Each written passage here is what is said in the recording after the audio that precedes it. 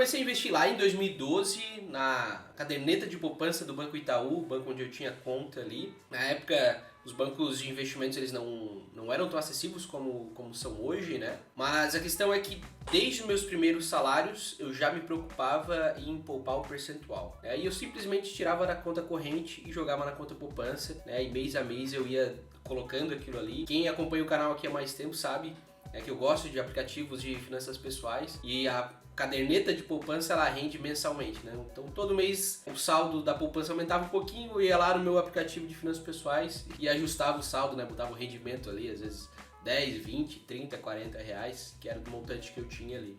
Mas na minha opinião, antes de saber investir, é preciso desenvolver o hábito ou a disciplina de poupar ou zerar as dívidas. Resolve isso primeiro, desenvolve isso primeiro e depois se preocupe em fazer bons investimentos. Mas ainda assim, eu acho que vale a pena começar a acompanhar alguns bons canais aqui no YouTube que falam estritamente sobre investimentos, né? Como, por exemplo, eu gosto muito da visão do Bruno Perini, enfim, do Thiago Nigro, mas o Bruno ele tem uma leitura um pouco mais técnica sobre o assunto, eu gosto disso. Também tem o canal do Charles, o Economista Sincero, traz uma visão também bem técnica. Quem gosta mais de mercados e cenários macroeconômicos, tem o Fernando Urrich, que é uma inspiração aqui pro canal também. Deixar algumas dicas aqui de fontes de informações legais para você que está começando a investir. Enquanto você cria o hábito de poupar, você pode ir consumindo esse tipo de conteúdo para começar a já ter um maior contato com isso. Eu não sou um especialista em investimento, mas talvez eu tenha caminhado um pouco mais nesse assunto do que você, ou ainda na minha caminhada eu possa ter tido experiências que podem acrescentar na tua visão sobre investimento. Esse não é um vídeo sobre como investir, mas eu quero trazer aqui a minha visão sobre investimento, porque eu tenho recebido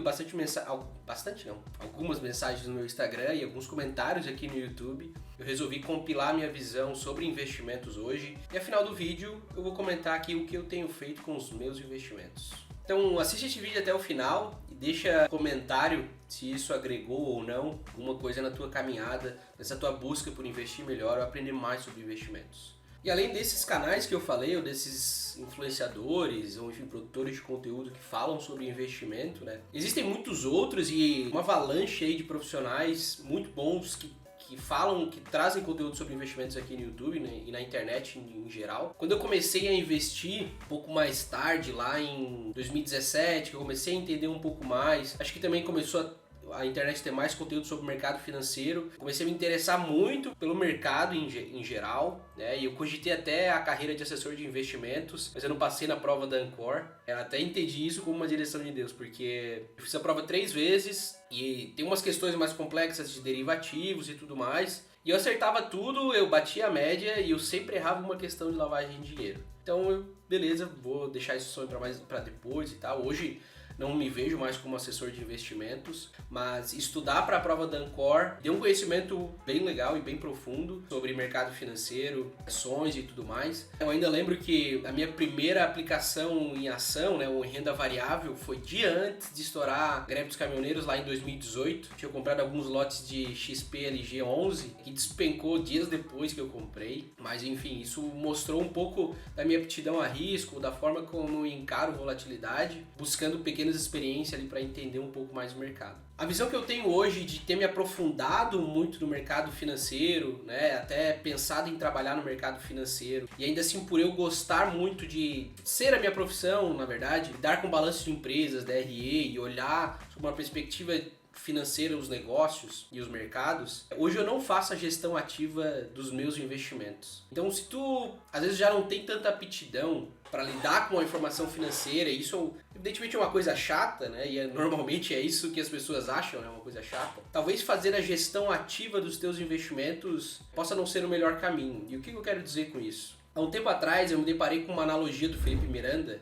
que ele fala que tu pode ter um Porsche GT3, um carro esportivo muito bem equipado, tu dirigir muito bem, mas quando tu vai para Interlagos correr contra o Lewis Hamilton na Mercedes dele, tu nunca vai ganhar. Isso é a indústria dos fundos dentro do mercado financeiro. O que são os fundos, né? Os fundos são empresas onde há gestores profissionais que eles só fazem isso da vida. Então, o trabalho dele é gerir o recurso daquele fundo. E você pode botar o teu dinheiro naquele fundo ou fazer a gestão ativa dos teus recursos, comprando e vendendo ação, comprando e vendendo dívida, enfim, fazendo a movimentação dentro da tua carteira. O que se tu gosta do mercado financeiro e tem tempo para se dedicar para isso, é muito legal. Teve um período da minha vida que eu me dediquei a analisar empresas, a entender balanço, a comprar e vender ações e tudo mais. E eu tive uma rentabilidade de até de 100% ali, enfim, mas era um bull market também, era 2019. Mas à medida com que a demanda de trabalho foi aumentando, eu fui terceirizando a gestão dos meus investimentos. Então tudo via fundo.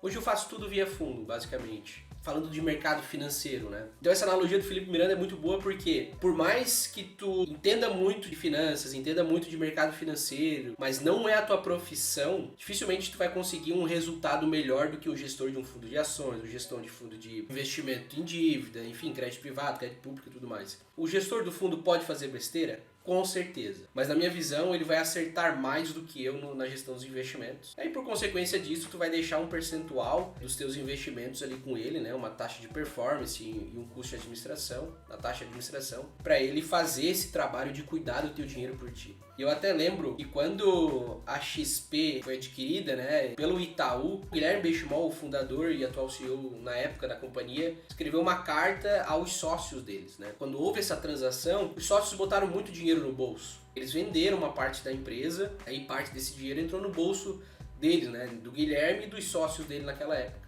E nessa carta ele dizia que os sócios não deveriam se dedicar para gerir seu patrimônio de forma ativa, mas sim a dedicação e a atenção deles deveriam estar na companhia e nos clientes. O que ele quis dizer com isso? Porque gerir ativamente o patrimônio, né, os investimentos, e ainda mais um patrimônio grande, né, que seria um deles, quando o Itaú fez esse aporte, né, essa compra do percentual da XP, demandaria muita atenção e tempo dos sócios e dos executivos ali da XP, enquanto o Guilherme se preocupava muito em que dividissem a atenção deles com um trabalho que era fazer a XP crescer, fazer a XP acontecer ainda mais. E esse é um pouco da visão que eu tenho hoje, tá? Eu junto essas duas visões, tanto do Felipe Miranda quanto do Guilherme Benchimol, sobre investimentos no mercado financeiro, em que eu terceirizo via fundo, porque entendo que eu devo dedicar o meu tempo ao meu trabalho. O meu trabalho, aos meus estudos, à minha família, é o que vai me trazer os maiores rendimentos, e tanto em felicidade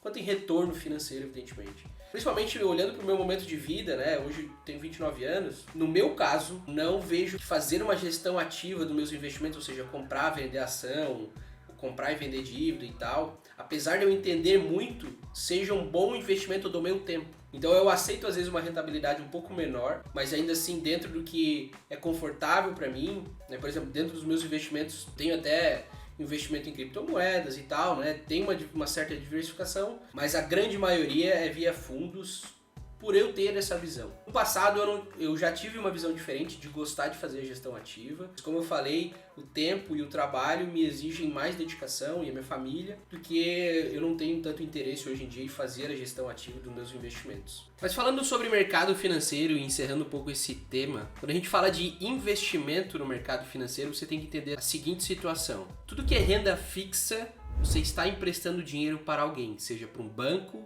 para um país ou para uma empresa. Isso tem uma remuneração pré-acordada contigo, um pré-fixado ou atrelado a algum indexador, né? IPCA, Selic, enfim. Então, o mercado financeiro, renda fixa, você está emprestando dinheiro para alguém. E renda variável, você é dono de alguma coisa. Ou seja, você pode ser dono de soja, boi, petróleo, uma empresa pode ser dono de imóvel, pode ser dono de ouro, prata. Enfim, você tem... Tudo que é renda variável é uma propriedade. Mas também indo nessa linha, você pode, enfim, comprar partes de um prédio via fundo imobiliário e tudo mais, mas também um imóvel para alugar, ou seja, investir em um ativo que seja uma boa oportunidade dentro da tua cidade e tudo mais, que possa te gerar uma renda, ou aí sim uma boa oportunidade de valorização, também é um investimento. Eu acho que aqui na internet tem bastante conteúdo sobre mercado financeiro, investimento em mercado financeiro. E isso pra minha geração é muito legal, porque a gente, enfim, não viveu períodos de hiperinflação. A gente tem mais essa visão do mundo de que imóveis não necessariamente é um bom investimento, porque te imobiliza e tudo mais. Mas ainda assim,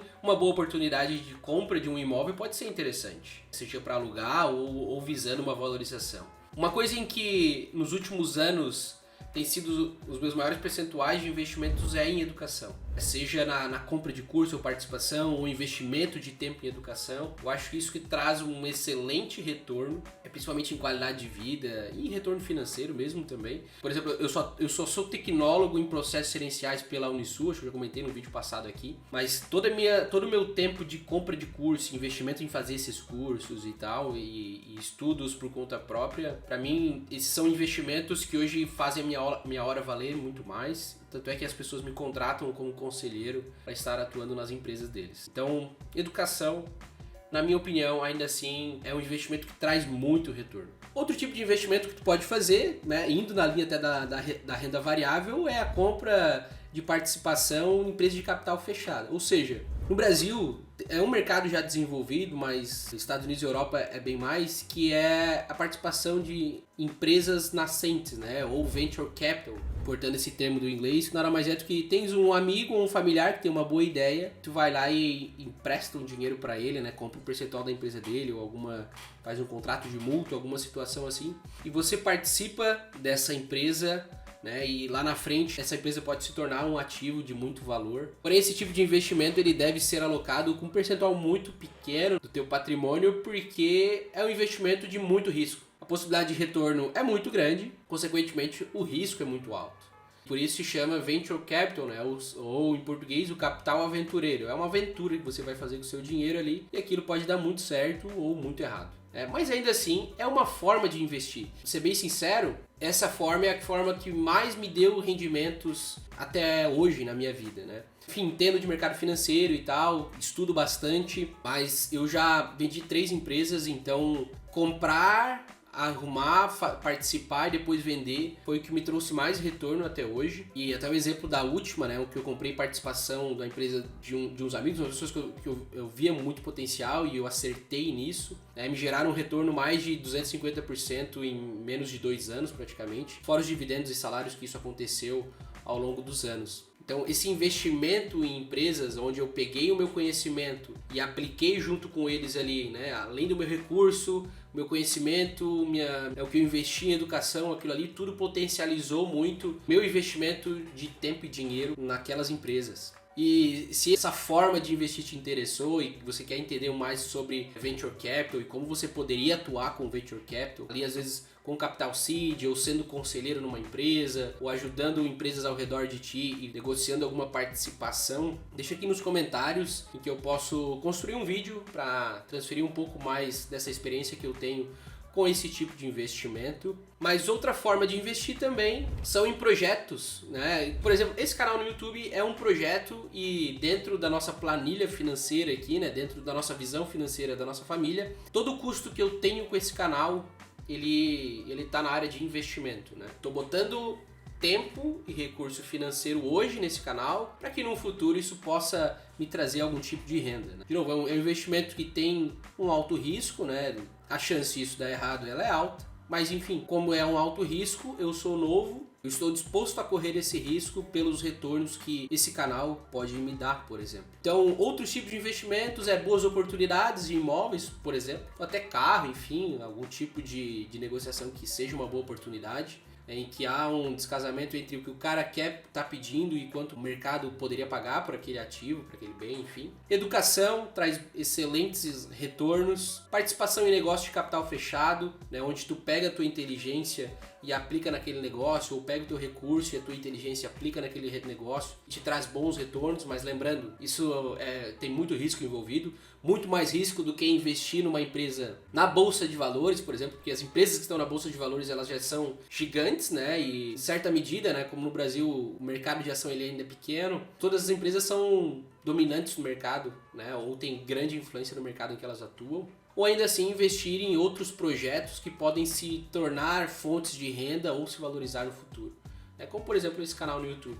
Como eu invisto hoje e o que eu acho importante tu teres como objetivo em questão de investimento. Primeiro, reserva financeira, de 6 a 12 meses, no investimento de reserva financeira em real mesmo, tá? Sabe, em valor monetário guardado no teu banco ou na corretora. Enfim, de preferência na corretora, né? Via fundos de renda fixa. Então, uma reserva financeira de 6 a 12 meses do teu custo de vida um investimento de alta liquidez e alta segurança para tu dormir bem, dormir tranquilo. E dependendo do teu momento de vida, começar a investir em algo que vai te trazer outras fontes de renda e que depois isso pode se tornar, ou tem grande potencial de se tornar a tua aposentadoria, para que chegue um momento da tua vida tu não precise mais vender a tua hora para bancar a tua vida. Os ativos que tu construiu, que tu investiu, consigam gerar rendimentos o suficiente para bancar o teu estilo de vida, o teu custo de vida. Então, na minha opinião, o que eu faço hoje com meus investimentos é reserva financeira e investir em coisas que vão me trazer receita ou outras fontes de renda à medida que a minha capacidade de trabalho vai diminuindo, porque ao longo da vida do investidor ou de qualquer trabalhador, enfim, tu começa a ter uma valorização porque tu vai ganhando experiência, educação e tal,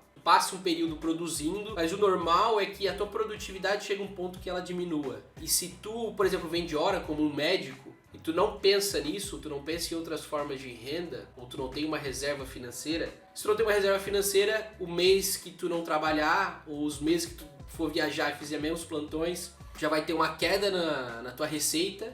E se o teu custo de vida é alto, tu vai entrar no cheque especial. E se tu só vende hora, tu não tá pensando em construir ativos ou coisas que vão te gerar receita quando a idade chegar, quando a tua capacidade de trabalho diminuir, necessariamente o teu custo de vida vai diminuir. Até no mercado financeiro a gente diz que se tu não te preparou para aposentadoria, nos Estados Unidos eles têm essa expressão, é buy a taxi. Vai ter que comprar um táxi, ser taxista ou trabalhar de Uber, enfim, para complementar às vezes o INSS que tu vai receber ali 2, 3 mil reais. Para bancar um custo de vida mínimo e às vezes, ou na maioria das vezes, muito distante daquele padrão de vida que tu tinha quando tu trabalhava no auge da tua carreira, né, no auge da tua capacidade. Então eu encaro essas duas prioridades: uma boa reserva financeira que me permita dormir em paz, e depois disso eu busco investir em bons investimentos que vai me trazer alguma forma de renda passiva ao longo do tempo, como é esse projeto no YouTube, por exemplo. Deixa nos comentários aqui embaixo se tu discorda da minha visão, ou qual é o teu momento de vida, ou se tem algum ponto que não ficou claro aqui. A gente pode estar melhorando o ponto de vista de algumas coisas que eu trouxe aqui. E se fez sentido para ti, deixa o like nesse vídeo para o YouTube entregar ele para mais pessoas. Te inscreve no canal, a gente vai estar sempre falando de finanças pessoais, finanças empresariais e cenários econômicos aqui. Por esse vídeo é isso, até o próximo e tchau!